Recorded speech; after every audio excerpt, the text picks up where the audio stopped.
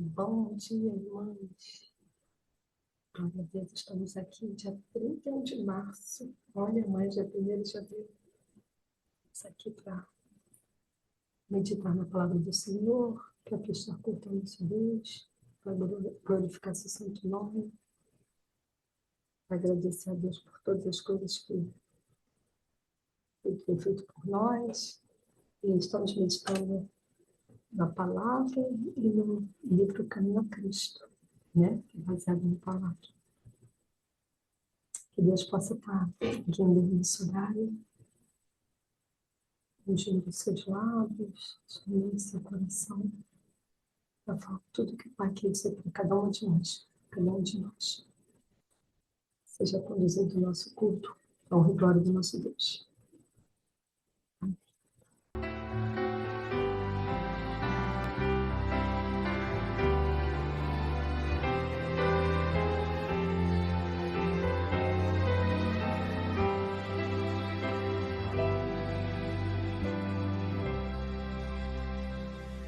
Vive Santo Espírito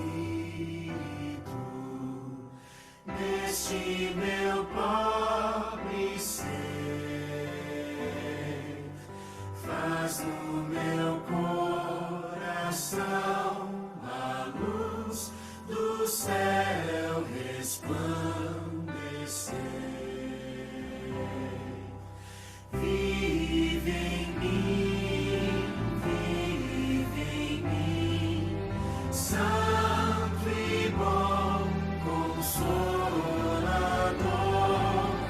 limpa do mal meu coração, reine nele só o amor. Fala, Santo Espírito, fala-me com poder, pois para a redenção real eu quero renascer. Vive em mim, Santo e bom Consolador, limpa do mal meu coração, reine nele só o amor. Santo, Santo Espírito, enche-me de fervor, para que eu ponha o meu viver nas mãos do Salvador. Vive em mim, Santo e bom Consolador, limpa do mal meu coração, reine nele só o amor.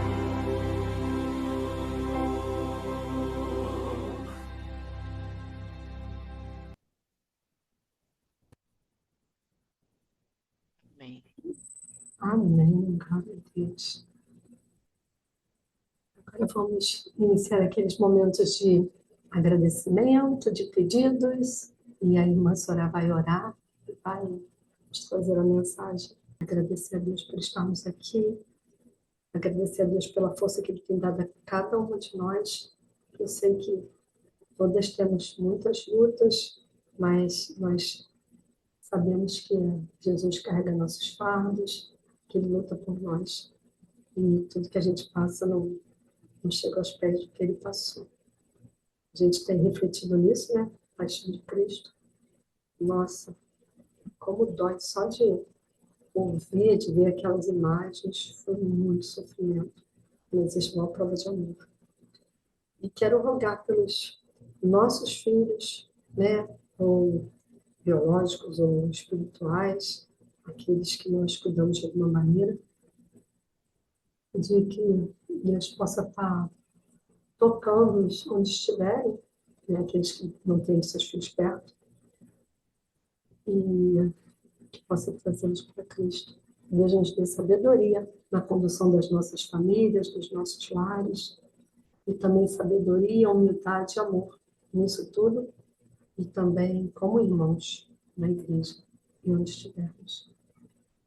Ah, eu vi aqui que a Bia deixou aqui no chat o recado dela. Ela disse que está indo para o trabalho, mas agradece pela saúde e pede oração pela sua família. Amém. Irmã Joanete, qualquer momento conseguir falar e abrir o microfone, será bem-vinda. Bom dia, irmão Heriberto. O senhor pode colocar seu agradecimento, seu pedido? Ensino. Bom dia a todos. Agradecemos a Deus as bênçãos e pedir oração, né, pela vida, saúde, principalmente, que a gente precisa muito, e também pedir oração especialmente pela construção da igreja. Domingo tivemos uma reunião à tarde aí na igreja com a comissão de obras e nós temos algumas coisas que têm que ser tratadas e que agora tem que haver uma mudança aí no projeto, em virtude de questões técnicas, né, de erros que não dá para ser feito um projeto que estava assim muito. O próprio irmão Eliano tinha sugerido, que ele entendeu, obviamente, daí, de todos que estamos aí na igreja, é o que entende mais de obra, mas foi apresentado e o Pinho levou um rascunho do projeto lá para a associação e o engenheiro analisou, e da hora que eles viessem aqui, e uma das orações que a gente tem que fazer, irmãos, com muita seriedade, é pela associação, porque elas, para que eles tenham um maior interesse, inclusive presencial, tanto juridicamente como na área técnica do engenheiro e do arquiteto, para que pudesse dar uma assistência melhor para nós. O pastor, tivemos uma conversa com o pastor durante o dia, conversamos muito sobre isso, ele vai levar novamente a reivindicação, porque vai haver uma mudança, porque não tem espaço entre não dá para a gente explicar muita coisa aqui, mas eu quero só explicar rapidamente em um minutinho para vocês entenderem o motivo do pedido, porque não dá para fazer algo que queria ser feito, que tinha sido sugerido, principalmente por irmão Helena, de fazer as salas em cima, entre um vão e o outro, para não utilizar a parte de cima, que traria menos gastos para nós. Mas em virtude do que não vai ser aprovado o projeto se for feito assim, porque você tem que ter no mínimo um espaço ali de quase 7 metros para fazer esses dois vão, a nave da igreja e também as salas em cima, que ficaria na intermediária ali daquele vão que tem. E aí não, segundo o próprio engenheiro da Associação de Arquitetos, que não vai ser aprovado, eles analisando que eles têm a planta original e toda a metragem que tem ali, que está com eles lá, que nós já enviamos há muito tempo para eles, lá eles têm isso lá. E aí analisar isso tem que ser o projeto original para fazer salas lá em cima. Ou você faz lá em cima ou você faz embaixo. E para descartar lá em cima você tem que fazer tudo na parte térrea. E aí nós vamos ter que realmente modificar, ter duas, para utilizar lá em cima tem que ter dois acessos, tem que ter uma de escada, como vai ser feita a nova escada, e também um elevador que seria o mais prático, que será o mais prático. Então, é uma modificação. E isso implica em mais gastos, porque nós vamos ter que gastar para reforçar as estruturas lá em cima. Vai ter que ser feito isso, colocando mão francesa. E tem, né, que isso o Pinho e o Eliane principalmente passaram, quem estava na reunião, que é da equipe dos anciãos e tal, o tesoureiro e tal, estava ali, entendeu bem. Então isso vai onerar um pouco. E também a parte de tem que ter um engenheiro para assinar isso e assumir. E aparentemente a associação está meio devagar nisso aí, e aí a gente vai ter que pagar particularmente, e vai ser um gasto em torno de R$ 10.000 só para que já foi feito o orçamento, Então, o pastor vai tentar começar lá na associação com o presidente. Então, a gente tem que orar para que Deus demova o coração deles, para que eles se interessem por isso, irmãos. Eu estou sendo bem sincero com vocês. Então, a nossa oração tem que ser nesse. Como nós temos esse culto aqui de poder para orar, para realmente remover todas as nossas orações, Deus ouve. Mas desse grupo aqui que levanta cedo e tal, orar muito, porque há empecilhos, tem problemas e tem que ser removidos. E só com oração, com jejum e com fé em Cristo, porque Ele é o dono da obra e a gente tem que orar para que essa associação entenda que nós administramos a igreja, mas que o prédio é dele. As igrejas são da associação, são da divisão, são da associação geral. Então tem que vir ajudas de lá. Então o grande pastor pede para que nós também conversamos com ele, vamos estar todos em oração para que eles possam nos dar apoio, pelo menos assumindo essa parte técnica, que já vai ser uma menos oneração para nós, onerar os nossos gastos, e a gente só assumir a parte de construção e também desse reforço que tem que ser feito, que não vai ser fácil. Né? Além da demolição, irmãos, que também, porque às vezes vocês estão de fora, como eu também, não estou querendo que ser o sabichão, não entendo nada de obra, a gente não entende essas coisas. Mas você não pode pegar uma marreta e sair derrubando lá aquelas paredes da igreja. Você tem que pagar para uma empresa demolir. Isso também é um custo alto. Eles vão ter que demolir as paredes, tirar com, com, com instrumentos técnicos que eles têm, né? Tal, não é chegar uma pessoa porque pode causar acidentes. Então, tudo isso onera. Então, vamos orar para que a associação possa nos ajudar naquilo que compete a ela e a outra parte que compete a nós. Deus vai nos dar recursos certamente para nós fazermos. Então, esse é o meu pedido muito sério porque a gente estava muito empolgado que a coisa ia deslanchar, mas agora surgiu isso aí, não é motivo de desânimo, mas que a gente vai precisar dessa ajuda urgente. Aí Deus há de abrir e para que Deus possa tocar o coração dos nossos administradores lá da associação, para que Deus, para que a nossa obra possa avançar como nós queremos, tá, irmão? Esse é o nosso pedido nessa manhã. Desculpa eu ter me alongado, mas a gente precisa estar ciente disso para orar com muito fervor para que isso possa vir a acontecer, tá? Tá? É importante sempre a gente lembrar desse item para a gente estar orando e clamando aqui, é verdade.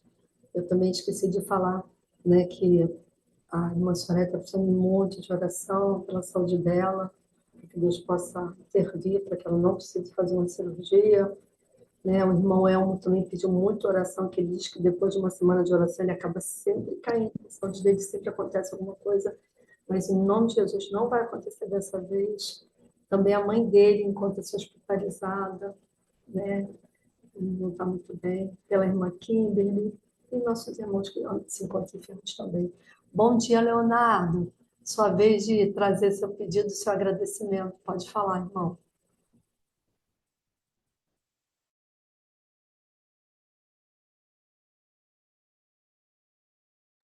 Ainda não abriu o microfone, não, tá? Abriu. Pode falar.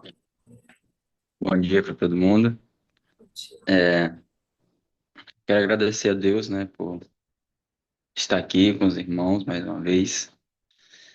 Agradecer pela minha família, né, e pedir oração pela Thalita, minha esposa, que tem muito tempo que ela vem sentindo dor no pé da barriga e agora intensificou, né. Tomava remédio todo dia, passava, agora tem uma semana que não passa. Aí tem que fazer uma ressonância. E aqui em Maricá nós não encontrou. Mesmo no particular, essa semana não achamos onde faça. Aí a gente conseguiu lá para São Gonçalo. Aí a gente está vendo se consegue fazer essa tomografia ainda, essa semana ainda, essa ressonância, né? Ressonância magnética, para ver realmente o que que é, porque os médicos até agora nunca descobriram, né? E talvez com essa ressonância consegue descobrir o que realmente é. E para que dê tudo certo, né? E mais é agradecer mesmo, porque a gente tem que reconhecer, né, que Deus é bom e que Deus está sempre no controle de tudo. Amém? Amém. Irmã Soraya, agora é com você, irmã.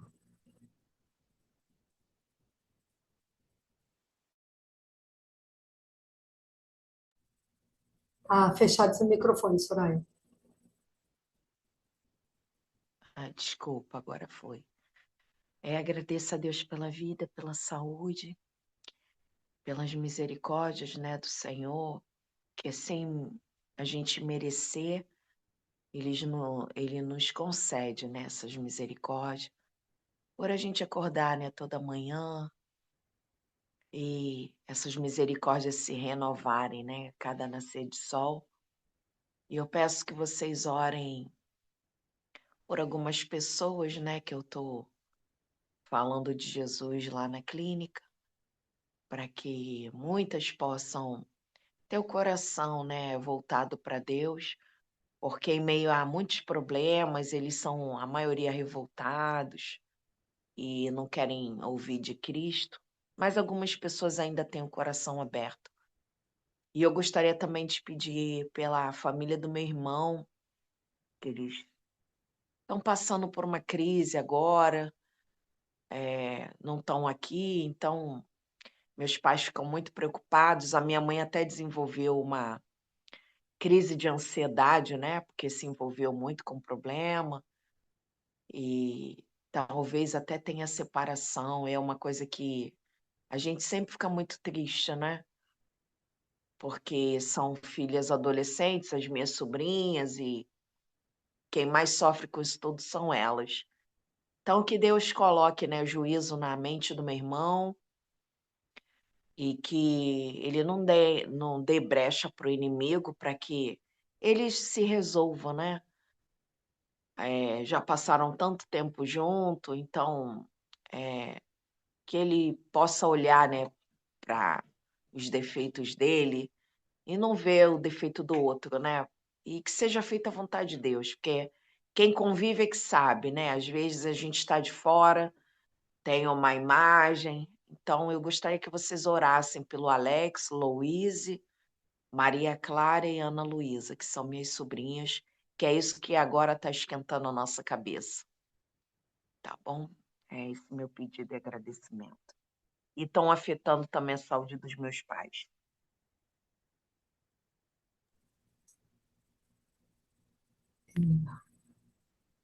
Pode fazer a oração e pode começar, tá, irmã? Tá bom. Entrou mais alguém? Não. Então, tá a Bia, o Heriberto, a Joana, eu e você, por enquanto. E Ah, o tá bem. Leonardo, perdão, Leonardo. Então vamos orar. Amado Senhor, obrigado por tudo. Aqui, Senhor, nessa madrugada foram colocados vários pedidos por família, por saúde e por paciência, pela obra da igreja. Senhor, são muitos os pedidos que temos e colocamos aos teus ouvidos, ao teu trono de graça, para que tu possa, Senhor, resolver de acordo com a tua vontade. Sabemos que nada é impossível para ti, por isso levamos o nosso coração, todos os nossos pedidos, para que tu possa dar, Senhor, a cada um conforme a necessidade e que seja, Senhor, também para contribuir para a nossa salvação. Perdoe todos os nossos pecados, nos ajude a te buscar em primeiro lugar em nossas vidas, para que todas as outras coisas possam ser acrescentadas. E que nesse momento possamos ouvir da tua palavra, que tu nos encha, Senhor, do teu Santo Espírito e abençoe o restante do nosso dia, para que possamos, Senhor, ser guiados e iluminados por ti. Tudo isso nós pedimos e te agradecemos em nome de Jesus. Amém, Senhor.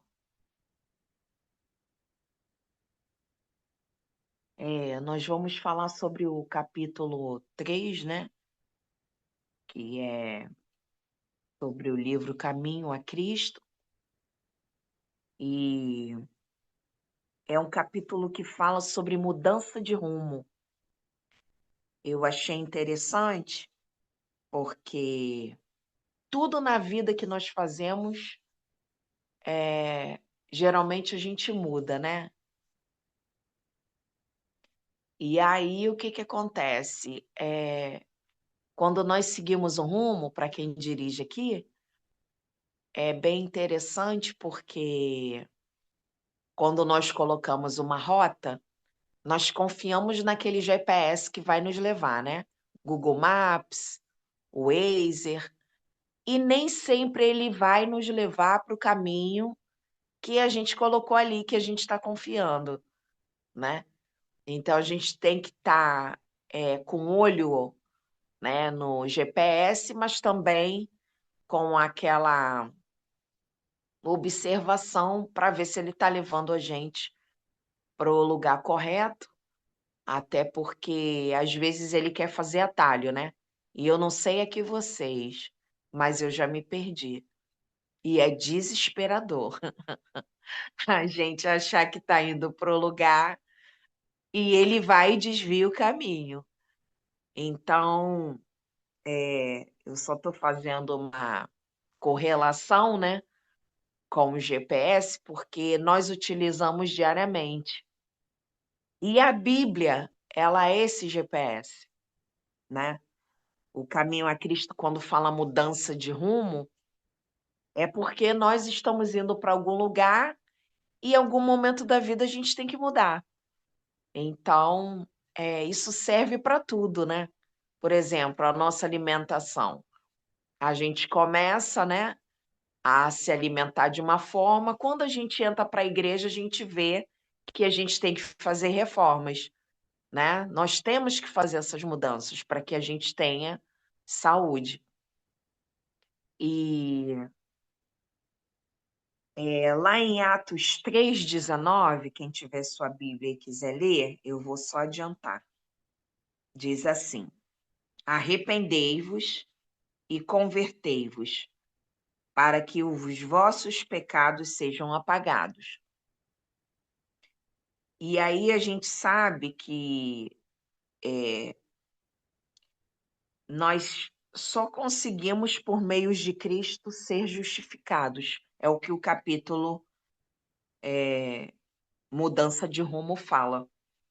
Porque na época de Pentecostes, né, o- os apóstolos, né, a multidão, eles eram convencidos, né, do pecado. E aí tem uma pergunta aqui em Atos 2:37, que diz aqui: que faremos? E Pedro responde que a gente tem que se arrepender. E geralmente o que que o arrependimento traz para a gente?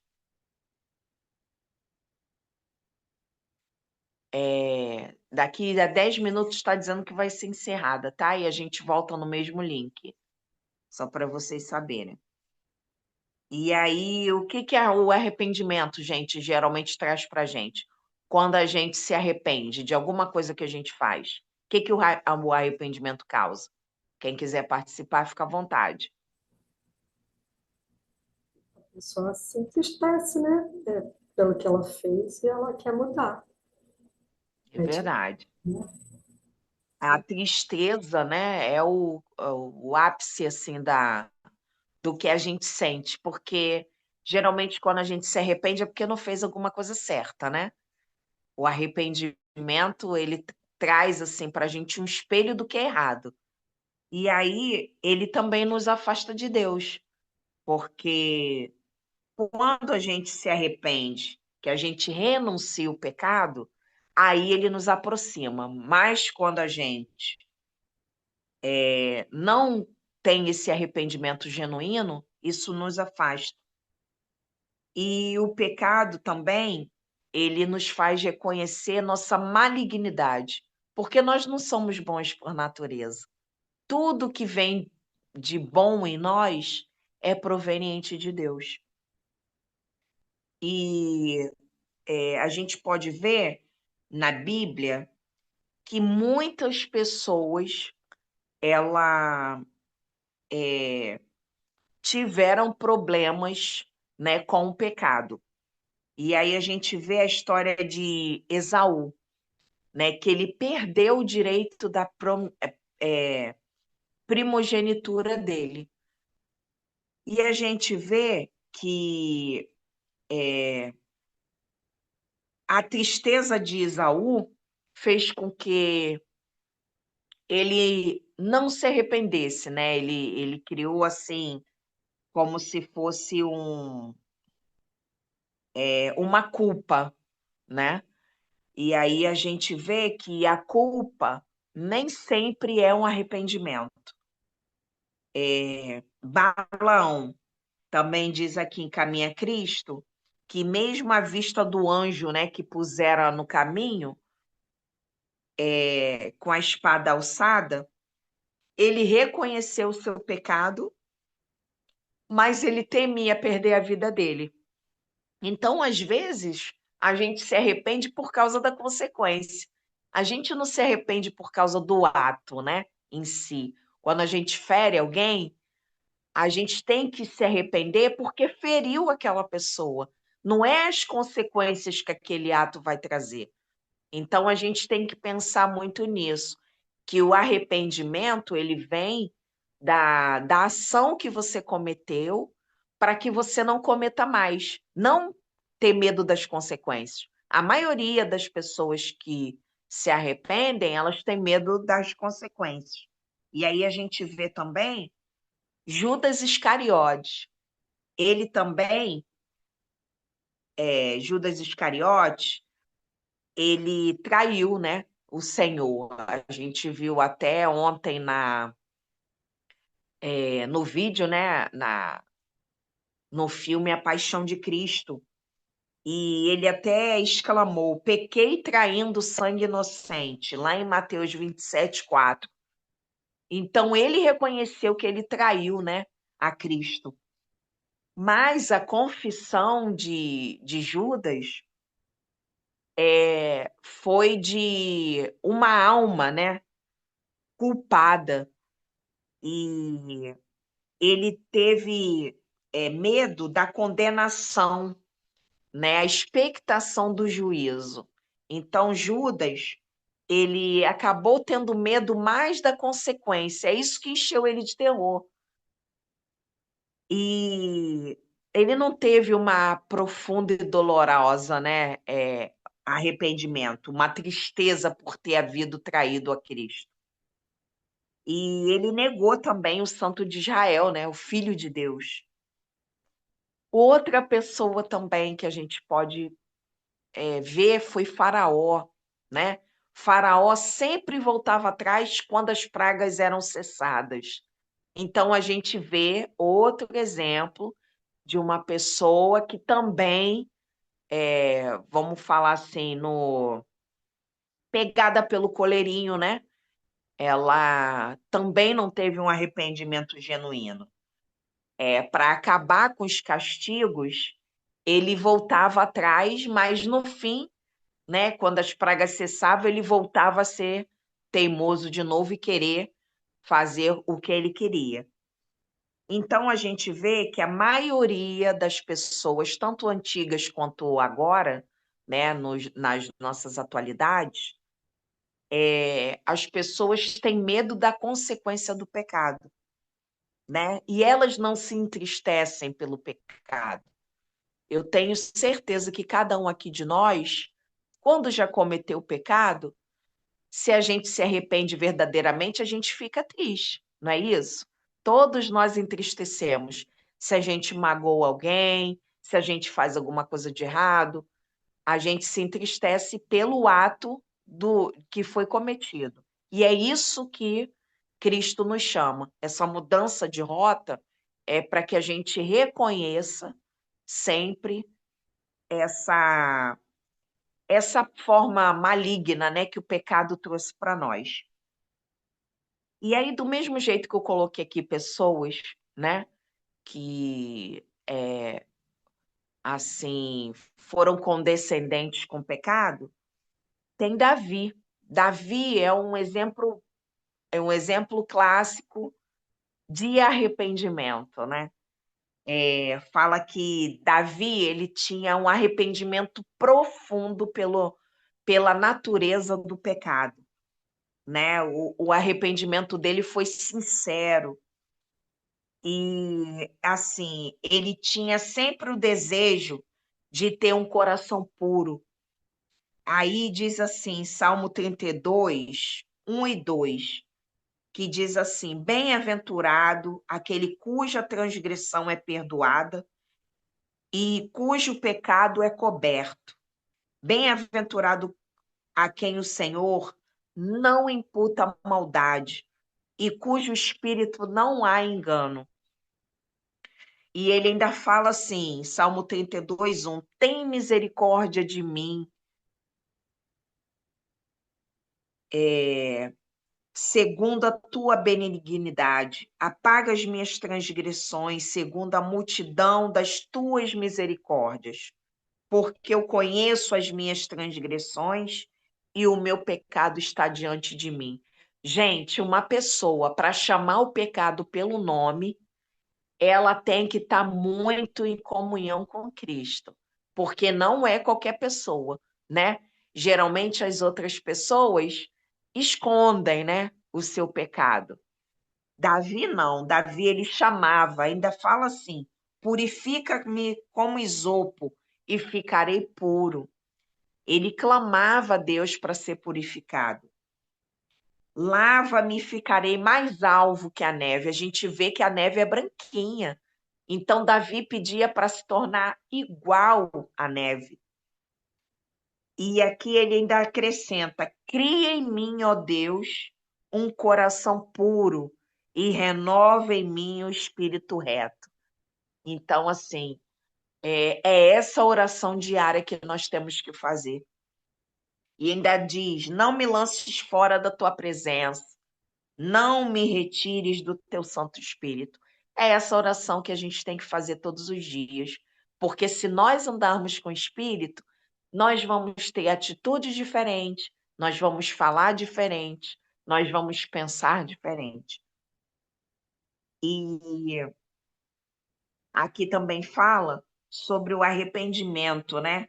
Que está além das nossas forças, né? Quando a gente se arrepende, Deus coloca em nós os frutos do Espírito, para que a gente possa andar conforme os frutos. E fala que nós temos sempre que ter o coração quebrantado e contrito. E a Bíblia também fala assim, Mateus 11, 28, vinde a mim todos os que estão cansados e oprimidos, e eu vos aliviarei. Todos nós aqui